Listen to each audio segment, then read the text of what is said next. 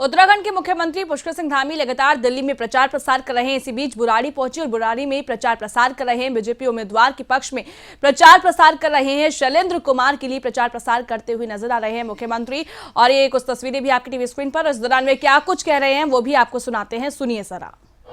हमने 20,000 से भी ज्यादा नौकरियां पिछले 2.5-3 वर्षों में उत्तराखंड के नौजवानों को मिली है और सारी की सारी पारदर्शिता के आधार पर मिली है, बिना किसी नकल के मिली है भाइयों बहनों।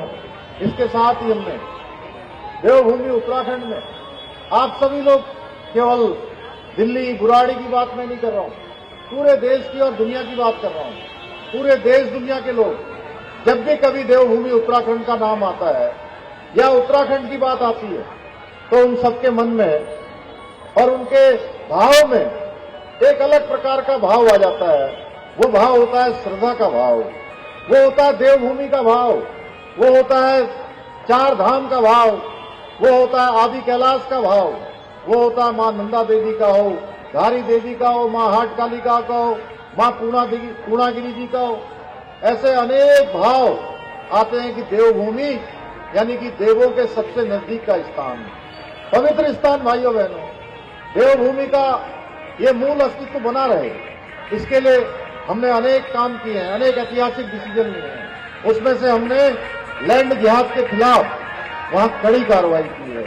5,000 एकड़ से भी ज्यादा जमीन इस दौरान अतिक्रमण से हमने मुक्त कराई है भाइयों बहनों। इतना ही नहीं, अभी यह अभियान हमारा आगे भी चलने वाला है।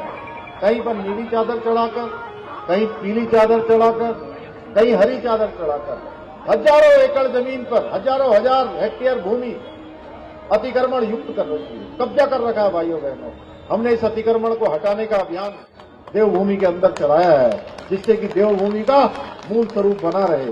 इसके साथ ही हमने पिछले दिनों आपने देखा होगा मसूरी में, इस बुराड़ी की मैं बात करूं मनोज भैया, तो बुराड़ी दिल्ली के आसपास का क्षेत्र, पूरे कावड़ के समय में देवभूमि उत्तराखंड बड़ी संख्या में लोग आते हैं और 4 करोड़ से ज्यादा शिव भक्त कांवड़िए मां गंगा का जल लेकर अपने अपने स्थानों पर जाते हैं। 4 धाम यात्रा में बड़ी संख्या में जाते हैं, देव दर्शन के लिए जाते हैं, मां गंगा के स्नान के लिए जाते हैं, मां यमुना के दर्शन के लिए जाते हैं। भाइयों बहनों, इतनी बड़ी संख्या यहां से जाती है।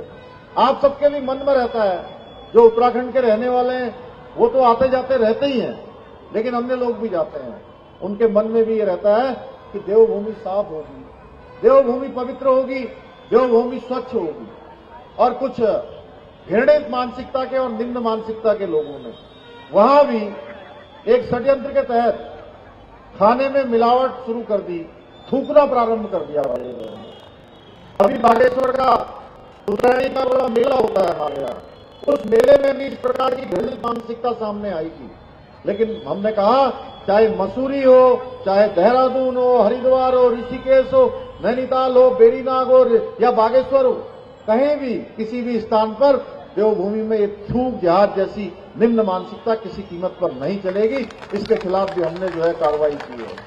आपको शुद्ध हवा मिलेगी। भाइयों बहनों, अभी हमने एक बड़ा ऐतिहासिक निर्णय लिया है, एक संकल्प जो हमारी पार्टी का था। देश के अंदर, हमारे देश की आजादी के बाद हमारे वैचारिक धरातल पर 3 बातें जो प्रमुखता से 3 संकल्प थे। पहला संकल्प था, कश्मीर के अंदर धारा 370 समाप्त होनी चाहिए। भाइयों बहनों, आतंकवादियों को, अलगाववादियों को, जिहादियों को वहां किसी प्रकार का प्रोत्साहन नहीं मिलना चाहिए। देश के अंदर एक विधान चलना चाहिए, देश के अंदर एक निशान चलना चाहिए, देश के अंदर एक प्रधान होना चाहिए, कश्मीर भारत का अभिन्न अंग होना चाहिए। ये देश की आजादी के बाद से लेकर हमारी पार्टी में श्यामा प्रसाद मुखर्जी जिसके लिए बलिदान हुए, भाइयों बहनों, हमारे प्रधानमंत्री मोदी जी के नेतृत्व में कश्मीर में धारा 370 समाप्त हो गई और कश्मीर भारत का पूरी तरह से अभिन्न अंग बन गया। दूसरा, जहां भगवान राम पैदा हुए, अयोध्या में भगवान राम का भव्य मंदिर भगवान राम की जन्मभूमि में बनना चाहिए। 500 साल से अधिक समय से लगातार हम प्रतीक्षा कर रहे थे भाइयों बहनों, ये हमारी प्रतीक्षा को पूरा करने का काम आदरणीय प्रधानमंत्री मोदी जी के नेतृत्व में भगवान राम का भव्य और दिव्य मंदिर बनकर अयोध्या में उसकी प्राण प्रतिष्ठा हो गई, वह भी हमारा पूरा हुआ।